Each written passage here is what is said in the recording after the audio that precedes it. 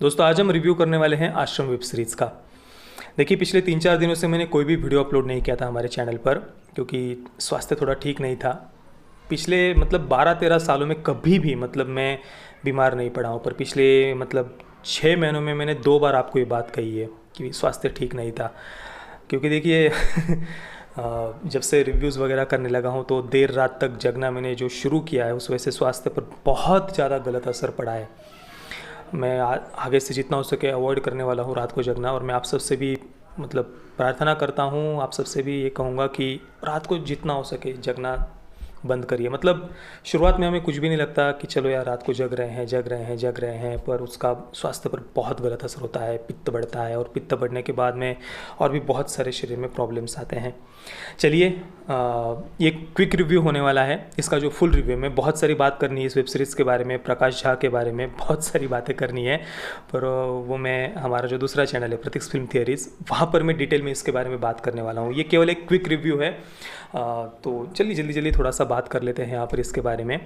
इसे डायरेक्ट किया है नक्सल प्रेमी प्रकाश झा ने, जिन्होंने अपनी चक्रव्यूह फिल्म में नक्सलियों को बड़ा क्रांतिकारी दिखाया था, आदिवासियों का भला करने वाला दिखाया था और पुलिस वालों को गोलियों से भून देना चाहिए, इस बात को जस्टिफाई किया था। उसमें बड़ा प्राउडली, गर्व के साथ में इस बात को जस्टिफाई किया था। अब उन नक्सल कैंप्स में क्या होता है, कितने महिलाओं के साथ में कैसे कैसे अत्याचार, शोषण, बलात्कार, सामूहिक बलात्कार क्या क्या होता है, वो सब मैं आपको प्रूफ के साथ दिखाऊंगा। पर वो नक्सल कैंप जो सबसे बड़े दुनिया के अपराध, शोषण, महिलाओं के ऊपर अत्याचार और बलात्कार के अड्डे हैं, वो उनको क्रांतिकारी कैंप लगता है प्रकाश झा को। तो वो सब मैं आपको दिखाऊंगा प्रूफ के साथ में हमारे फुल रिव्यू में। यहाँ पर हम केवल इसका शॉर्ट में क्विक रिव्यू करने वाले हैं। तो प्रकाश झा ने इसको डायरेक्ट किया है, इसकी कहानी लिखी है हबीब फैज़ल ने। इनके बारे में मैं कुछ जानता नहीं हूँ, और बॉबी देओल इसमें मुख्य भूमिका में है।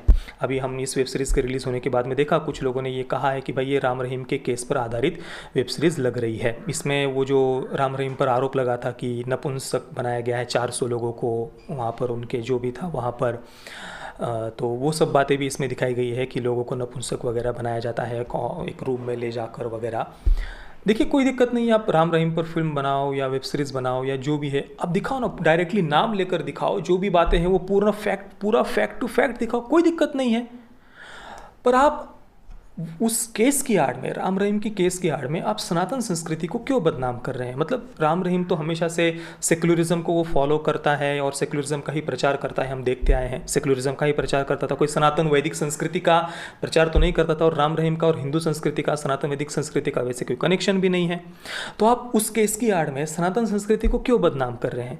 उस केस की आड़ में ज़बरदस्ती आप अगर आप पूरी वेब सीरीज़ अगर आप देखेंगे ना, ये आश्रम, तो जो काशीपुर वाले बाबा निराला, ये नाम दिया गया है इस मेन कैरेक्टर का, उसको तिलक लगाए हुए दिखाना, माला पहने हुए दिखाना, या उनके जो शिष्य वगैरह है जो आश्रम में रहने वाले, उनको भगवा कलावा पहने हुए दिखाना, बड़ी बड़ी रुद्राक्ष की माला, हाथों में रुद्राक्ष की माला और तिलक वगैरह, ये सब इस प्रकार से जानबूझकर जितनी भी सनातन संस्कृति के प्रतीक है उनको दिखाना, यज्ञ वगैरह दिखाना, या बैकग्राउंड में लगातार नॉन स्टॉप पूरी वेब सीरीज़ में संस्कृत के मंत्र वगैरह चलाना, इसका क्या मतलब है?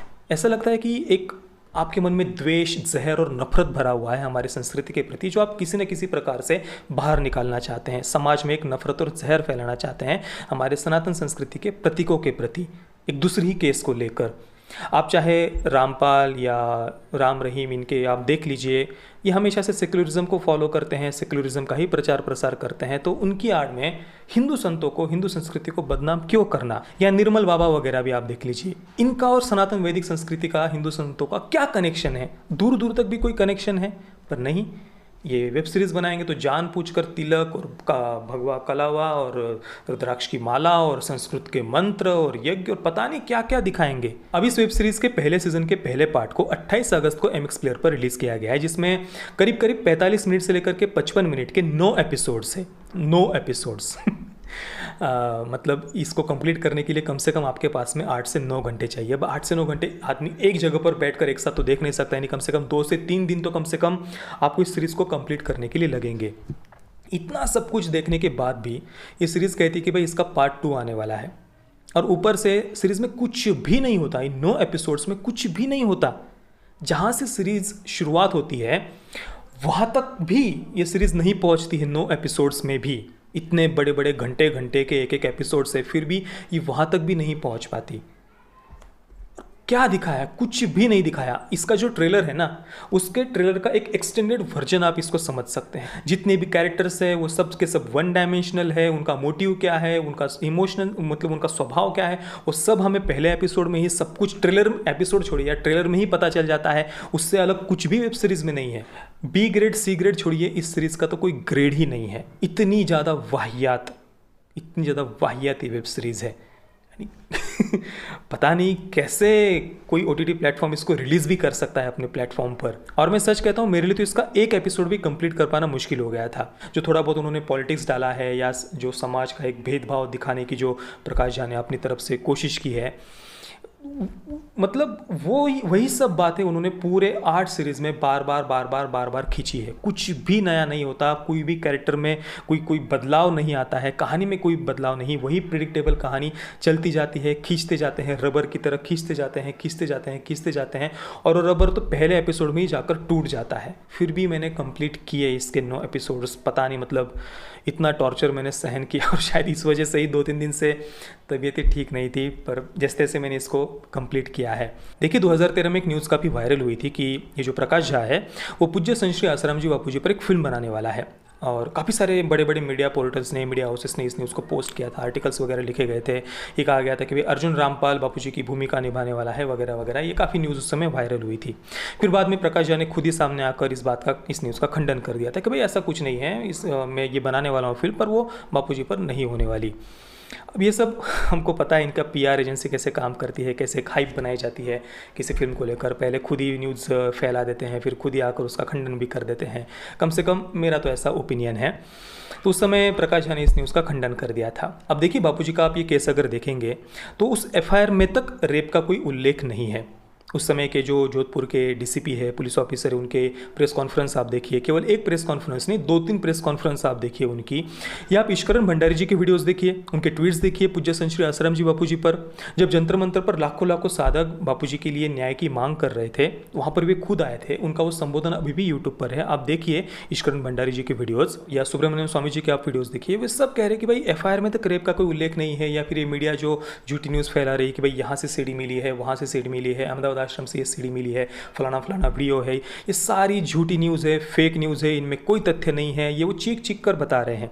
ये सारे वीडियोस मैंने आश्रम का जो ट्रेलर रिव्यू किया था उसमें मैंने ये सारे वीडियोस दिखाए हुए हैं। पर फिर भी ये सब उस समय काफ़ी मीडिया के द्वारा न्यूज़ फैलाई गई थी और जिस FIR में तक रेप का उल्लेख नहीं, फिर भी बापू जी के लिए रेपिस्ट और बलात्कारी जैसे शब्द उपयोग किए गए थे। दूसरी तरफ अगर आप देखेंगे फ्रांको मुलक्कल या मुकल्लल जो भी है, वो एक पादरी है, उस पर कई सारे नंस ने रेप के आरोप लगाए हुए हैं। कई सारे, एक नहीं कई सारे नंस ने आरोप लगाए हुए हैं। फिर भी हमारी मीडिया उस केस पर शांत रहती है। कोई मीडिया ट्रायल नहीं, कोई गिरफ्तारी की मांग नहीं, उसको तुरंत बेल भी मिल जाती है तो भी मीडिया कोई पूछ नहीं कि भाई बेल कैसे मिल गई। इतनी सारी नंस रस्तों पर उतरकर न्याय की मांग कर रही है, आंसू बहा रही है, प्रदर्शन कर रही है, फिर भी कोई मीडिया पूरा शांत, किसी को कोई मतलब ही नहीं है। अगर इनको महिलाओं की सच में चिंता है जैसा ये दिखाते हैं, पर तो इनको इस पर भी बोलना चाहिए ना, पर इस पर भी सबके सब शांत हैं। तो शायद प्रकाश झा को इस केस में कोई भी मतलब दिखा नहीं होगा कि यार इस पर तो मतलब बापूजी पर कोई वेब सीरीज़ बनाकर मैं सनातन संस्कृति को बदनाम नहीं कर सकता, तो उन्होंने राम रहीम के केस को शायद लिया। चलिए अब क्या मतलब 0 आउट ऑफ 10 स्टार्स क्या रेटिंग देना है? ऐसी चीज़ को कोई रेटिंग के लायक भी है ये चीज़ सीरियसली? और पेरेंटल गाइडेंस भाई मतलब गाली गलोच और वो पता नहीं क्या इसमें दिखाया गया है। और जो कुछ सेक्स और न्यूडिटी की बात करें तो ज़बरदस्ती का कुछ उन्होंने वो सेक्स के जो सीन्स वगैरह डाले हैं वहाँ पर ब्लर करके उन्होंने मतलब न्यूडिटी उन्होंने दिखाई है, पर सब कुछ ब्लर कर दिया है। और वो भी बस इसलिए दिखाया कि एक यंग जनरेशन को अट्रैक्ट किया जा सके कि वो देखे, इस बहाने ही सही देखे। मुझे नहीं लगता कि ऐसे फालतू के सीन्स देखकर कोई इस सीरीज़ की तरफ अट्रैक्ट होने वाला है। बाकी दोस्तों आप इस सीरीज़ का हमारा फुल रिव्यू ज़रूर देखिए प्रतीक्ष फिल्म थियरीज इस चैनल पर। वहाँ पर मैं बहुत सारी और भी बातें आपको बताने वाला हूँ। ये जो नक्सली है और ये जो तथाकथित बुद्धिजीवी है उनके कनेक्शंस के बारे में, वहाँ पर कैसे कैसे घिनौने क्राइम्स होते हैं, और ये जो फॉरेन फंडिंग से धर्मांतरण करने वाले हैं इनका इसके साथ में क्या कनेक्शन है, बहुत सारी बातें मैं आपको वहाँ पर बताने वाला हूँ। और आपने अगर इस सीरीज़ को देखा है तो आपका एक्सपीरियंस कैसा रहा मुझे आप नीचे कमेंट में ज़रूर बताइए। जय श्री राम, वंदे मातरम।